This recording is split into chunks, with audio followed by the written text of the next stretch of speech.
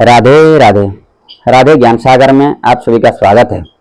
आइए आज हम बात करते हैं किसी भी व्यक्ति के जन्म कुंडली में यदि राहु ग्रह लग्न से लेकर के द्वादश भाव तक जिन जिन भाव में रहता है उस भाव से संबंधित कैसे कैसे मोटे मोटे फल होते हैं, इसके विषय में कुछ चर्चा करते हैं।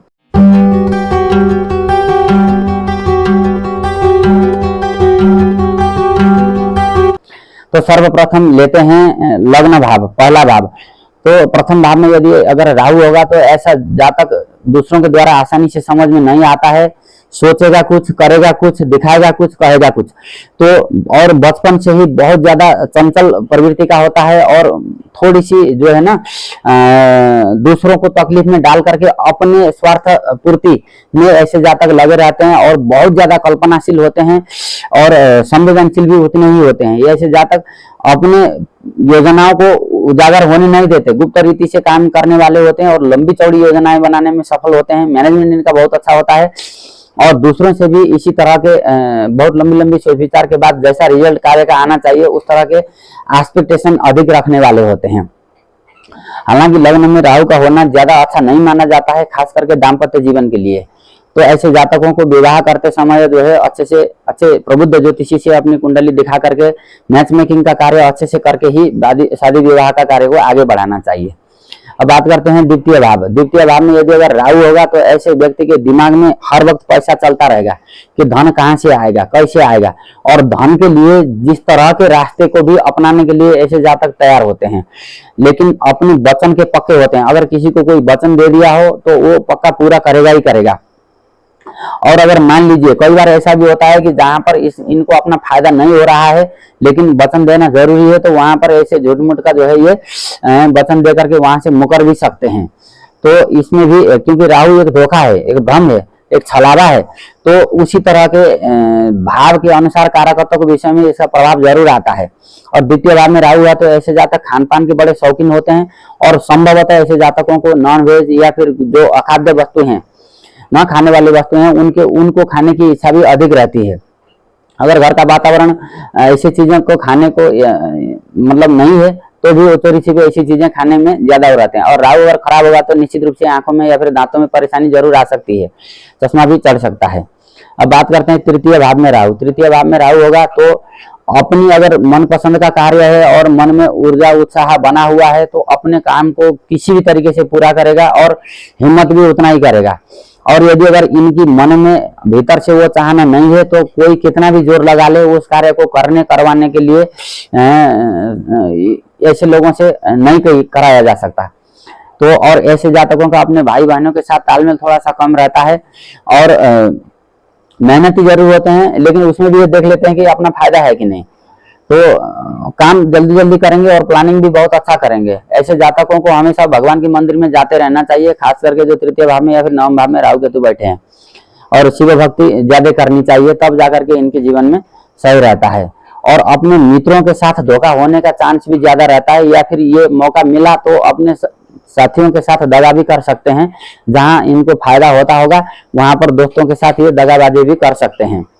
अब बात करते हैं चतुर्थ भाव में राहु। चतुर्थ भाव में जिसका राहु होगा ऐसे लोगों का घर बहुत ही आलीशान और जो अत्याधुनिक जो है ना साज सज्जा युक्त घर होगा और घर में ब्रांडेड लग्जरियस सामान जो है ये अपने घर में ले आएंगे, लेकिन मन हमेशा जो है ना दूषित चीज मन में ज्यादा चलते रहेंगे, क्योंकि हृदय का भाव है, मन का भाव है, और राहु जो है नेगेटिविटी को ज्यादा दर्शाता है या फिर खराब आसक्ति को ज्यादा दर्शाता है।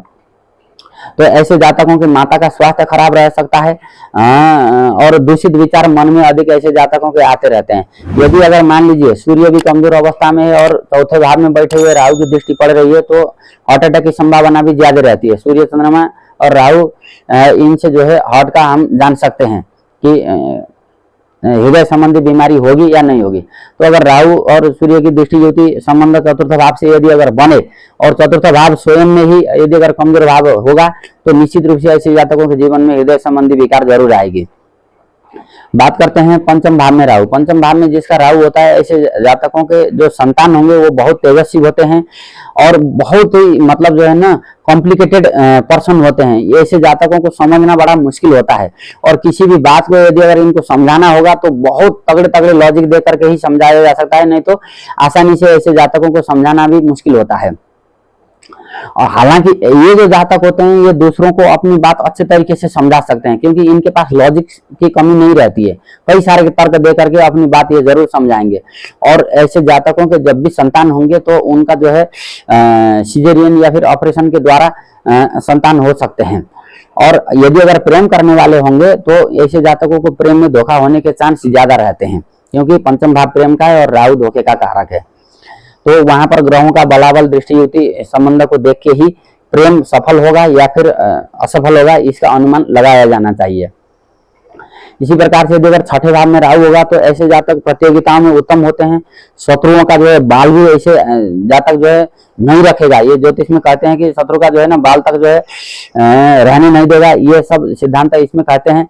और यदि अगर किसी ने इनके साथ शत्रुता करी तो निश्चित है कि कभी न कभी अवसर आते ही एकदम अचानक से कोई बड़ा बार ये पीछे से करेंगे। तो ऐसे जातकों से शत्रुता मोल लेने से पहले काफी सोच विचार कर लेना चाहिए। हालांकि वहां पर राहु की स्थिति यदि अगर अच्छी होगी तो सरकारी जॉब के लिए भी अच्छा रहेगा और बीबीआईपीओ का साथ और सहयोग अचानक रूप से मिलता रहेगा। धन भी अचानक रूप से आने के रास्ते कई सारे खुल जाते हैं ऐसे जातकों का। अगर राहु खराब होगा तो पेट संबंधी समस्याएं या फिर संवेदनशील अंग संबंधी समस्याएं होंगी और ऋण रोग शत्रु का भी सामना करना पड़ेगा। राहु कमजोर होगा तो शत्रु बलवान होगा और राहु वहां पर बलवान होगा तो शत्रु के ऊपर ये बलपूर्वक विजय पा लेंगे। तो ये हो गया छठे भाव में। अब सातवें भाव में यदि अगर राहु होगा तो जीवन साथी के साथ थोड़ा बहुत तनाव से जीवन आगे बढ़ेगा। ऐसे जातकों को अपना दाम्पत्य जीवन के प्रति ज्यादा सजग होना चाहिए और पत्नी का सम्मान करना चाहिए। और अपने मन में जिस तरह से सोचा हुआ है जो या फिर जो अपेक्षाकृत कोई भी चीज अगर पत्नी की तरफ से नहीं होता है तो उस चीज को लेकर के ज्यादा ये दुखी रहते हैं। सप्तम भाव में राहु होना दाम्पत्य जीवन के लिए अच्छा नहीं माना जाता। और ये अगर मान लीजिए लग्न कमजोर है, सप्तम भाव का अधिपति भी कमजोर ग्रहों के साथ बैठा हुआ है और सप्तम में राहु बैठा होगा तो निश्चित रूप से ऐसे जातकों का जो है डाइवोर्स होने का संभावना ज्यादा रहता है। तो ऐसे जातकों को शादी करने से पहले एक दूसरी शादी का योग मिटा करके फिर कुंडली मिलान अच्छे से करके शादी विवाह करा लेना चाहिए। और विवाह के पश्चात भी समय समय पर भगवान के मंदिरों में जाना, तीर्थ व्रत करना, दान पुण्य के कार्य भी करते रहना चाहिए और पत्नी के साथ एक बढ़िया तालमेल बना करके रखना चाहिए, नहीं तो जीवन आगे सुचारू रूप से चलने में दिक्कत होगी। अब बात करते हैं अष्टम भाव में राहु। अष्टम भाव में जिसका भी राहु होगा ना, ऐसे जातक जो भी बोलेंगे उनकी वाणी सिद्ध होगी या जो मन में चाहेंगे वो ये पूरा कर सकते हैं। किसी न किसी प्रकार का कोई गूढ़ रहस्य, गुप्त विद्या उनके जानकार भी होते हैं। कई सारी भाषाओं के जानकार भी हो सकते हैं ऐसे जातक, है ना। और प्राचीन विषय वस्तुओं का ज्यादा जो है इनको रुचि होता है। और खदान के कामों में, जैसे कि जमीन के नीचे की वस्तु या खदान, इस तरह के कामों में इनको ज्यादा फायदा होता है। लेकिन आंखों से संबंधित परेशानी हो सकती है या फिर पाइल्स इत्यादि की संभावना भी हो सकती है। अष्टम में यदि अगर राहु होगा तो बार बार अचानक से जो है चोट लगना, दुर्घटना होना, ये भी संभवतः जो है हो सकता है। तो अष्टम भाव में जिनका राहु होगा ऐसे जातकों को भगवान शंकर जी की उपासना करना चाहिए, खान पान में विशेष ध्यान देना चाहिए। अब बात करते हैं नवम भाव। नवम भाव में यदि अगर राहु होगा तो भाग्य में उतार चढ़ाव बहुत आते रहेंगे। कभी बहुत ज्यादा जो है भाग्योन्नति होगी, अचानक रूप से धन आएगा, और कभी जो है कम रूप में भाग्योन्नति होगी। हालांकि अष्टम भाव में राहु होगा तो भी अचानक रूप से धन तो आएगा ही आएगा, लेकिन पता नहीं वो कैसे आएगा, टेबल के नीचे से आएगा या अनैतिक रीति से आएगा, है ना, करप्शन के जरिए आएगा या फिर सही तरीके से आएगा, ये कह नहीं सकते, क्योंकि वो एक छलावा है, कहीं से भी आ सकता है। तो नवम भाव में राहु होगा तो ऐसे जातकों को भी अचानक रूप से धन भी आएगा और खराब झटके ज्यादा लगेंगे जिंदगी में, जो अनएक्सपेक्टेड, जो कभी सोचा नहीं, वो अचानक रूप से ऐसे जातकों के जीवन में उतार चढ़ाव होते रहता है। तो जिसके नवम भाव में राहु है ऐसे जातकों को भगवान शिव जी की भक्ति जरूर कर लेना चाहिए। और अनएक्सपेक्टेड घटनाओं का सामना, चाहे खुद के जीवन को लेकर के हो या फिर पारिवारिक सदस्यों के जीवन को लेकर के हो, वो सब इनको झेलने ही होंगे। अब बात करते हैं दसम भाव में राहु। दसम भाव में राहु होगा तो ऐसे जातकों का जो सामाजिक छवि है वो बहुत अच्छी होती है। एक सामाजिक रेपुटेशन या जो अपनी पद गरिमा या फिर प्रतिष्ठा है, इसको बनाए रखने के लिए ज्यादा सजग रहते हैं, संवेदनशील रहते हैं। कई सारे मामले में, जैसे मान लीजिए इनको कोई अच्छा काम करने का मौका मिला है और वहां पर प्रशंसा के ये पात्र भी हैं, तो भी वहां पर ये अपना जो है ना वो नहीं लेना चाहेंगे, अपनी जो मान बढ़ाई है उसको भी आसानी से त्यागना भी चाहेंगे। और कई मामलों में बिना कुछ किए ही इनको सारा कुछ चाहिए भी होता है। और दसम भाव में राहु होगा तो भी इनके जैसे बार बार जॉब छूटना या फिर लगना, या फिर जो व्यवसाय करने वाले होते हैं उसमें भी कई बार बड़ा नुकसान होना, या फिर कई बार प्रचुर मात्रा में धन लाभ होना, ये सिलसिलाएं चलते रहेंगे। मिश्रित प्रकार के फल आते जाते रहेंगे। उस चीज के लिए दसम भाव में जिनके राहु हैं ऐसे जातकों को मेंटली प्रिपेयर रहना चाहिए पहले से ही।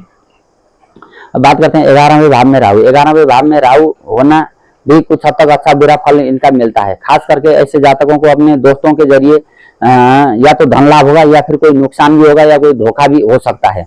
दोस्तों के साथ या साथी संगियों के साथ जो है दगाबाजी ये भी कर सकते हैं। और किसी न किसी दोस्त या मित्र के जरिए इनके जीवन में कोई बड़ा लाभ भी हो सकता है और इनके जो पेंडिंग जो डिजायर हैं, वो सपने हैं, वो भी पूरा हो सकते हैं।